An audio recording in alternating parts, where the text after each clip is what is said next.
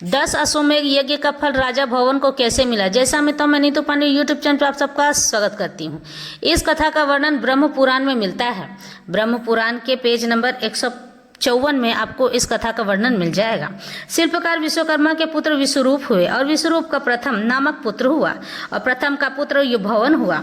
एक बार की बात, राजा भवन बहुत ही अच्छे कर्म करने वाले राजा थे और उनके राजपुरोहित ऋषि कश्यप थे, जिनके पास अपार यानी बहुत सारा ज्ञान था। एक दिन राजा भवन ने ऋषि कश्यप से पूछा, हे मुनिवर, मैं एक ही साथ 10 अश्वमेध यज्ञ करना चाहता हूँ, वह यज्ञ मैं कहाँ करूँ। ऋषि कश्यप ने प्रयागराज का नाम लिया और कहा, हे राजन, आप प्रयागराज में अपना अश्वमेध यज्ञ कर सकते हैं। राजा भवन बोले, उचित है, और यज्ञ के लिए तैयारी करने लगे। जब यज्ञ होने लगा तो यज्ञ पूर्ण नहीं हो पाया। तब राजा भवन को चिंता हुई और अन्य दूसरे स्थान पर 10 अश्वमेध यज्ञ करने चले गए।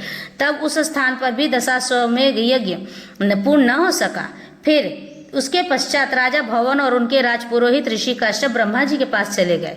तब ब्रह्मदेव ने राजा भवन को गोदावरी तट, जिसे पुराणों में गोदावरी गंगा के नाम से जाना जाता है, वहां पर जाकर यज्ञ, दान, स्नान आदि करने के लिए कहते हैं। तब राजा भवन और ऋषि कश्यप गोदावरी गंगा के तट पर पहुंचकर स्नान आदि करके 10 अश्वमेध यज्ञ आरंभ करते हैं और यह यज्ञ पूर्ण हो जाता है। तब राजा भूमि दान को इच्छुक हुए और आकाशवाणी हुई। तब भूमि दान स्पृहाम त्यक्तवाम अन्नम देहि महाफलम नात्र दान समम पुण्यम त्रिषु लोकेषु विदते विशेषतस्तु गंगाया श्रद्धाया पुलिने मुने। तब राजा भवन ने अन्न दान किया और उन्हें 10 अश्वमेध यज्ञ का फल प्राप्त हुआ।